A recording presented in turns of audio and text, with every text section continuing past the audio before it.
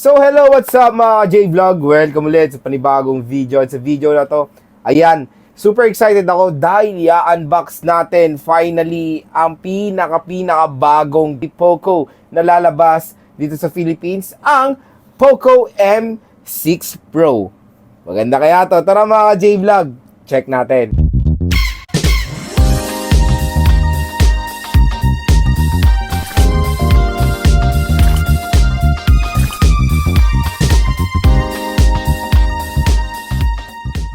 So ayan mga ka-J-Vlog, alam nyo na nag-announce na si Poco ng mga bagong smartphones dito sa Philippines, which is ito isa is the Poco M6 Pro. So itong Poco M6 Pro, kung interesado kayo dito, huwag kayo mag-alala. Ilalagay ko po yung link nito sa description, i-check nyo na lang yan. Pero yan, nakakuha tayo ng isang Poco M6 Pro at ang maganda dito mga ka-J-Vlog, yung RAM na nakuha natin is yung ROM is 12 GB of RAM and 512 GB of internal storage. At yung color na i-unbox natin for today is yung color blue. Mga ka-J-Vlog, nakakatuwa. January pa lang, hataw na agad si Poco, no? Poco M6 Pro, Poco X6, and Poco X6 Pro 5G. So, grabe. First month pa lang ng 2024, hataw na agad si Poco sa mga malulupit na gaming smartphone sila. Sa mga malulupit na smartphone sila, which is ito nga M6 Pro. Quick reminder lang, 4G po ito. Yung mga 5G version is yung X series like the X6 Pro and the X6 5G. Ang maganda naman sa Poco M6 Pro, kahit na 4G siya, malupit na 4G chipset naman ang nilagay nila, which is bago lang to sa akin pandinig, the MediaTek Helio G99 Ultra. So yun, hindi ko pa natatry sa gaming yung MediaTek Helio G99 Ultra. Stay tuned lang, i-game test din natin yan. Pero for today's video, fokusan muna natin at i-review natin itong Poco M6 Pro. So ano pa hinihintay natin mga J-Vlog? Samahan nyo ko i-unbox itong napakalupit na smartphone ngayon ni Poco. So ayan mga ka-J-Vlog, naka-briefcase pa yung ating smartphone. Talagang pang exclusive, no? Parang James Bond. So ayan, open na natin to. Ay, ganda ng tunog, oh. Flexible. Oh. Dun-dun-dun-dun. Ayan na. So, ayan na. Bubungad sa atin ang Poco M6 Pro na nasa maleta pa. Ayan. Okay. Sarado na natin itong ating briefcase. And let's proceed to the main event. The Poco M6 Pro. Ayan na mga ka-J-Vlog, nasa Pilipinas na. So yan, grabe, super excited ako. Global to mga ka-J-Vlog ha. Sa gilid, ayan, Poco M6 Pro with your favorite Google apps. Google is a trademark of Google LLC. Ito yung nagulat ako, 12 GB of RAM and 512 GB of internal storage. Color blue. Open na natin ang Poco M6 Pro. I'm so excited. So, ayan siya. Poco. Mamaya na to. Ito na yung smartphone mga ka-J-Vlog. Meron tayong mga quick specifications dito. So, ayan. Meron siyang 120Hz Full HD Plus AMOLED display, 67-watt fast charging, a 5,000 mAh battery, 64 megapixel camera, a powerful MediaTek Helio G99 Ultra chipset. So, level up G99 chipset to mga ka-J-Vlog. So, mas powerful siya. Okay? Tingnan natin yung content ng box. Sa loob naman ng box, we have a charger, of course. Ito yung 67 watts charger ni Poco M6 Pro. So, napakatulin nito mga ka-J-Vlog. Ayan, designed by Xiaomi, 67 watts. Meron tayong USB Type-C cable. And sad to say, absent po si pairing earphone dito sa ating unboxing video. So, yun lang yung sa box. Tingnan natin itong mga manuals. Okay, Poco. Ang tanong kung present ba si Maring Jellycase? Let's check it. So, bubungad sa atin si BB SIM eject tool. At ayan mga ka-J-Vlog, present na present si Maring Jellycase. At medyo maganda si Maring Jellycase. Huyo kayo kay Maring Jellycase ngayon. Maganda. Designed by Poco. Ayan, no? Nice. Very unique. Hindi siya transparent. Maganda naman din yon. quick start guide, okay, and safety information. Yun lang naman po yung content ng box, mga ka-J-Vlog. Now, let's proceed to the main event, the Poco M6 Pro. I'm super excited.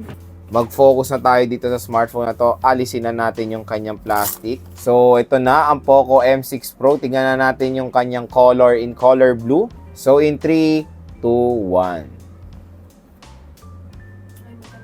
So, wow! Ang ganda naman ng color na to. Ito yung color blue nila. Okay yung design niya.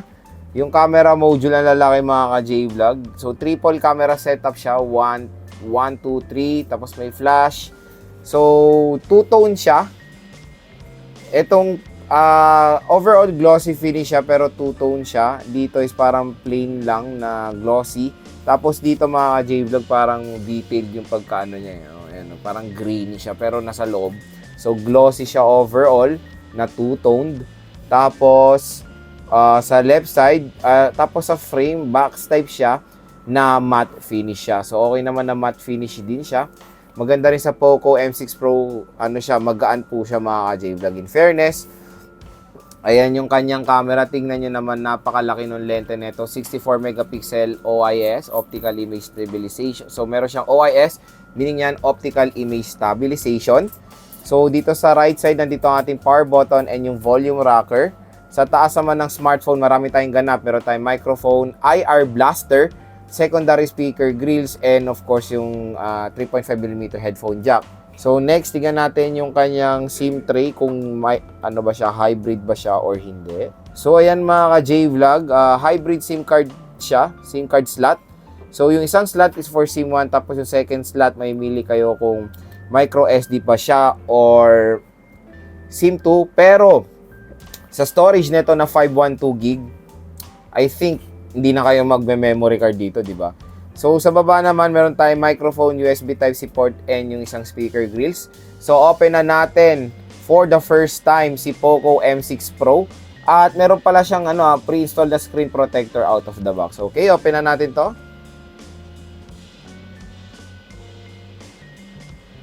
Ayan, Poco powered by Android. So, setup muna natin.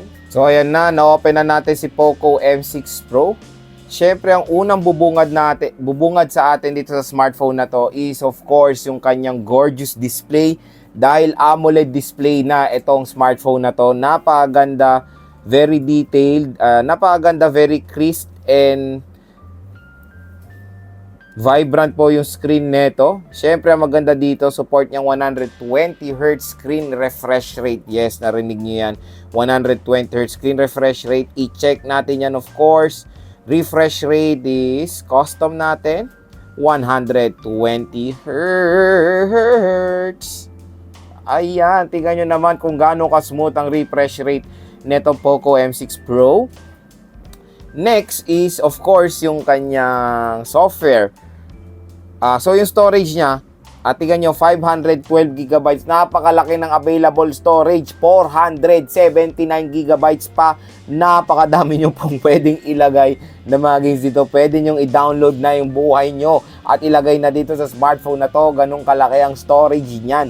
479GB pa ang available. Napakalaki. 33GB na ang na-occupied. Total of system storage niya is 25 plus gigabytes. So, ganun nakalaki ang nakaing storage niya or system storage out of the box. So, napakaliit na talaga ng 32 and 64 gigabytes ngayon.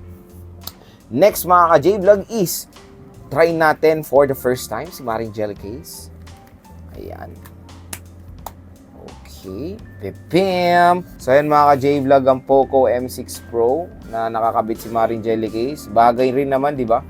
Ang laki nung nung cutout niya sa camera module. Pero not bad, okay siya. Nakaka-attract siya ng mga consumers, to be honest, sa design nito. Very unique, kumbaga. Si Poco M6 Pro ay meron triple rear camera. Yung main camera niya is merong 64 megapixels with optical image stabilization. Meron siyang 8 megapixel ultra wide. Meron siyang 2 megapixel macro lens. Sa front camera naman, meron tayong 16 megapixels at capable siya ng Full HD 1080p video recording.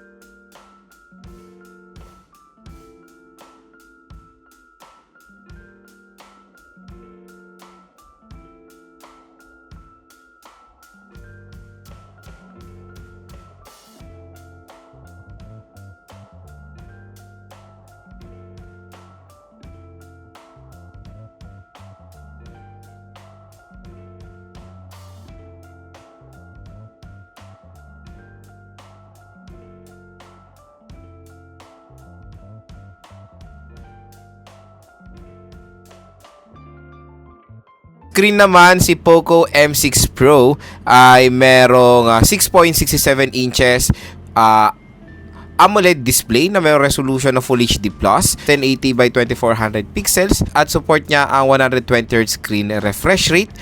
Sa OS naman out of the box, saka Android 13 siya with MIUI 14. Sa chipset, meron siya MediaTek Helio G99 Ultra. Meron siya octa-core CPU na merong clock speed na up to 2.2 GHz and sa GPU nakamali G57MC2 siya. Meron nga siyang 8GB of RAM, 256GB of internal storage at 12GB of RAM at 512GB of internal storage. At good news, expandable pa po ang kanyang storage via micro SD card. Dalawang kanyang biometrics which is face unlock at fingerprint scanner at in-display na po siya. Pagdating naman sa battery, meron tayo 5,000 mAh non-removable battery with 67 watt fast charging. Mga J-Vlog, gusto ko naman i-share sa inyo yung mga nagustuhan kong malulupit na features na pwede natin makita dito sa Poco M6 Pro. Number 1 mga J-Vlog, sa kanyang display. So ito, pakita ko sa inyo ang display ng Poco M6 Pro. Ang maganda naman dito mga J-Vlog, meron po siyang premium display na ma-offer sa atin dahil naka-AMOLED display na po itong Poco M6 Pro. Hindi lang tayo nagtatapos dyan.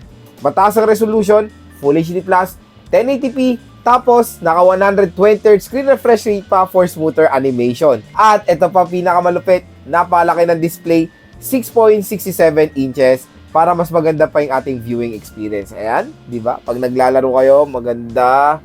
And maliit din naman yung bezel niya mga J-Vlog at maliit lang yung punch hole niya. Kaya okay na okay to for gaming. Number 2, sa kanyang chipset. So yung chipset niya, ayan, mas, I think, pina-revamp na G99 kasi may Ultra na eh. MediaTek Helio G99 Ultra. So yung chipset na yan, asahan nyo bago pa yan kaya hindi pa ganon ka-optimize yan sa mga ibang games.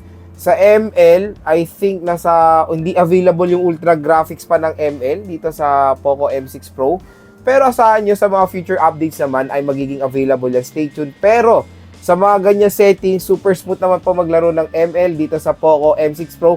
Dahil maganda rin naman dito, naka-AMOLED siya. Alam niyo naman ng AMOLED nakakatulong po yan for enhancement ng graphics. So kahit na nasa high graphics, naka-AMOLED naman, maganda pa rin yung outcome na mabibigay ng graphics ng Poco M6 Pro. So yon, dahil sa AMOLED display, mas vibrant, mas crisp yung ating display dito sa smartphone na to. Number 3 sa kanyang RAM at internal storage. So yung top of the line na Poco M6 Pro, makakagulat mga J-Vlog, 12GB of RAM and 512GB of internal storage. Sa ganitong presyo na mid-range segment, 512GB na po ang ino-offer. Nice, di ba? Buti naman. So, sa 512, sobrang dami nyo po malalagay ng mga heavy games dito sa Poco M6 Pro. So, solid na solid. 12GB of RAM. Perfect na perfect rin of course yan for gaming. Wala naman sabi sa RAM at ROM nito. Napakasulit po. Number 4 sa kanyang camera. Ang ganda nung camera niya mga J-Vlog. Yung design makakapal yung camera module. Ayan, medyo may thickness siya. So 64 megapixel. Equipped siya ng 64 megapixel rear camera. So nakita niyo naman sa mga photo samples natin na maganda rin naman po ang mapoprovide na photo quality ni Poco M6 Pro. So yun. Maganda na for gaming. Maganda na ang display. Maganda pa ang camera performance. Number 5 sa design. So ako lang to, opinion ko lang, akin lang. Nagandahan ako sa design, to be honest, ng Poco M6 Pro ngayon, lalo na sa side ng camera talaga.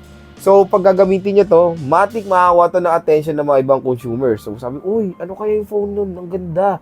Diba? Tapos tingnan nyo naman yung cutout ni Marin Jelly, guys. Kaya mapapansin nyo talaga pag gagamitin nyo to, ang center of attraction talaga dyan is yung camera module, di ba? So, ano kaya, kumbaga, pag napadaan kayo or naglalakad kayo, ibang consumer may intriga sa smartphone nyo kasi ang laki nung cutout di ba? So, syempre, Poco M6 Pro lang yan. Maganda yung design niya and nagustuhan ko rin tong color blue version. Ayan. And ang malupit dito, napansin din to ni Kyla, nung aking partner, nung naglalaro siya dito, ay napakagaan po nito, to be honest. So, yun to yung nagustuhan niya sa Poco M6 Pro while playing games, lalo na, ayan, babae siya, di ba? So, medyo minsan, pag sa mga mabibigat na smartphone, nahihirapan sila.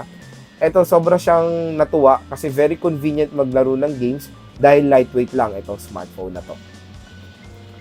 Number 6 sa speaker. So, syempre, sa mid-range, asahan nyo na magbibigay ito ng mga magandang speakers. Dual stereo speakers for immersive sound while playing games or watching movies dito sa Poco M6 Pro. At ang pinakalas mga ka-J-Vlog, since nakita nyo to, yung fingerprint scanner niya wala na sa side, meaning in-display na siya. So, nakakatuwa na in-display fingerprint scanner, more advanced, kumbaga, yung pag-scan natin ng biometrics dito sa Poco M6 Pro dahil in-display na po siya. So, yun lang mga ka-J-Vlog, yung mga nagustuhan kong malulupit na features dito sa bagong labas sa Poco M6 Pro. So, yun. Kung ako tatanungin, maganda siyang i-recommend to be honest dahil ilang linggo ko na to nagagamit. 2 weeks ko na nagamit to. Super duper na-enjoy din ako. At syempre, yung ginawa kong experiment, hindi lang ako yung nag-try. Trinay ko rin to sa partner ko. Pinatry ko sa partner ko which is si Kyla nga. And nagustuhan niya nga itong Poco M6 Pro at inarbor niya na. So dahil dyan, nagandahan nga siya sa Poco M6 Pro and of course ako rin. Kaya kung interesado kayo dito sa napakalupit na smartphone ngayon ni Poco, huwag kayo mag-alala mga J-Vlog. Ilalagay ko po yung link neto sa description.